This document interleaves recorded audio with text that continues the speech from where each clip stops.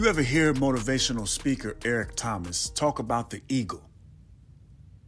He said that if an eagle wants to live beyond a certain age, I think it's 40. Don't quote me on that. But it has to fly to the highest mountain. It has to pluck out its own feathers and break its own beak.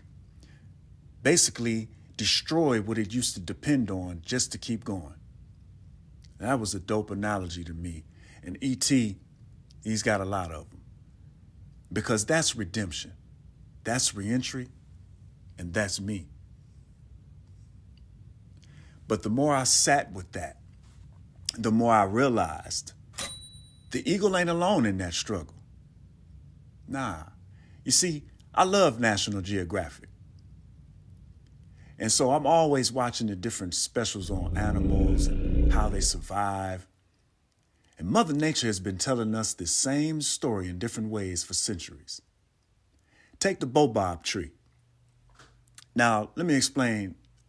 I didn't actually know about the tree for, forever and ever. I only came across the tree because a college roommate of mine was an African drummer. His dad had an African drumming ensemble.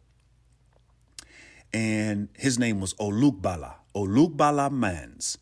And his daddy was an Obeah priest. And after college, I returned to Kent and was cutting hair. And his father would come there to get his hair cut, and we would rap, and he'd just drop knowledge on me and everything. And I was expecting my second child during this time. And so he gave me a ceremony to do with my daughter. And he gave her a name, Ayodele. Joy has arrived. And so the ceremony was like this. When the baby's born, you hold him up to the sky, to the sun, like early in the morning when the sun break, like Fajr. Hold the baby up to the sun, say a prayer. Then you walk the baby to a road, to a street or a road or a path. And then you come back in the house and you give the baby, let me get this straight. You give the baby sweet, some honey, some lemon, something sour and bitter, and salt. And the significance of this ceremony is that you hold the baby up, you thank God, this baby is, your duty, your blessing and your duty, this is an arrow in your sheath or something, whatever they say. Anyway, so that's actually quiver. You hold the baby up, you do the prayer, you bring him back in. The significance and the symbolism in this ceremony is that sometimes in life, the road is what symbolizes the path in life will be sweet. Sometimes it will be bitter, but that salt will balance it out. And so, but anyway, that's how I was introduced to the Baobab. But about this tree, back to this tree now.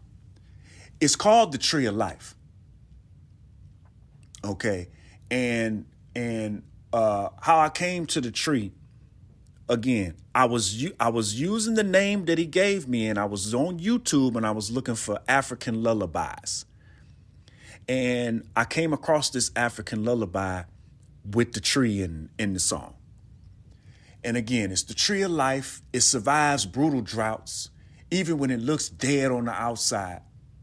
Its trunk swells, splits, holds water, cracks wide open, and still lives. It sheds bark. It starts over. It teaches us that sometimes destruction is the beginning of regeneration. Sound familiar? Whoo! We'll be right back. When it comes to second chances, skill sets, and setting a new standard, Ohio's got more than barbershops. We've got barber colleges built to change lives. In Akron, there's Beyond Expectations Barber College, training the next generation of licensed professionals with quality vocational education right in the community. You don't have to leave your city to level up. You just have to walk through the door. And on Cleveland's east side, there's Carrollton Barber College, where the grind meets the groom. 4 top-rated programs, financial aid for those who qualify, and a team of instructors who know the game and how to get you licensed and on the floor. Whether you're coming from the streets, the system, or just looking for something solid, Both of these colleges are doing more than cutting hair. They're creating new paths. Beyond expectations, Keratin, 2 cities, 1 mission, get in the chair and change your life.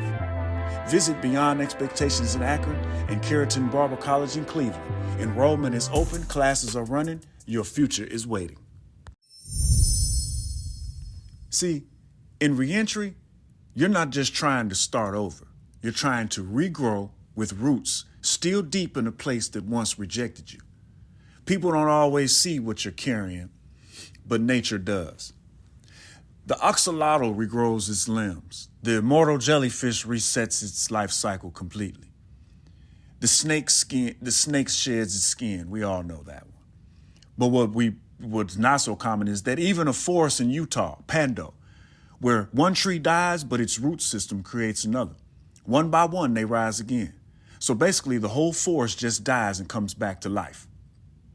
That's not science fiction. That's real life. That's our life. Next up, lessons with the 2 ladies. Daddy, why did the eagle have to break its beak? Couldn't it just keep flying? I wish it could, babies. But sometimes the thing you use to feed yourself can become the thing that holds you back. So you gotta let it go, even when it hurts, to survive.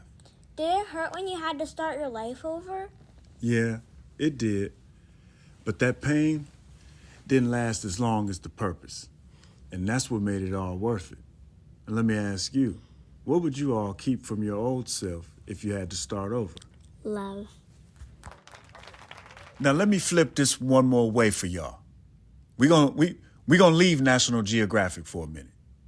Let's bring it closer to something you hear every day, like the stock market. You see, I love the Wall Street Trapper, Ian Dunlap, and them Earn Your Leisure brothers. I got hip to them during COVID. Shout out to them brothers. But you ever notice when those financial gurus tell you to buy in? It's not when the market is booming. It's when it's down. That's when real investors make their move. When the market is down from a recession, for example. You, the returning citizen, the underdog, the fighter coming out of the storm, you are the stock. You hear me?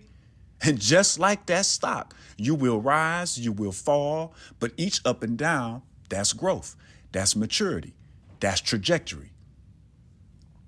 You got to learn to bet on yourself during the dip. In other words, because that's when your value is building, not disappearing. And let's talk about that family support or lack thereof. And those who believe in you, they get to ride that wave like seasoned investors, right? Because they bought into, invested in that stock too, by not abandoning you or kicking you when you're down. If they don't pull out during the red and they double down because they know what's coming. Now, I'll be real with you. I remember back when I should have bought Amazon stock, but I got scared, didn't trust the process, and the next thing I know, I missed that boat. That stock shot up, and I couldn't even afford a single share. Had to get fractional shares. But that taught me something. Sometimes we treat people the same way. We don't invest because of what they look like in the moment. We miss the vision, therefore we miss the bloom. So if you're in the dip right now, just know you're not losing. You're becoming investable. If you're in the middle of your rebuild, this show is for you. You are not broken. You are in process, like the eagle, like the Baobab, like the axolotl, the jellyfish, the snake, and the forest that refuses to disappear. This ain't the end. It's the beginning of your next form. Stay rooted, stay ready, and keep growing beyond conviction. I'm out till next time.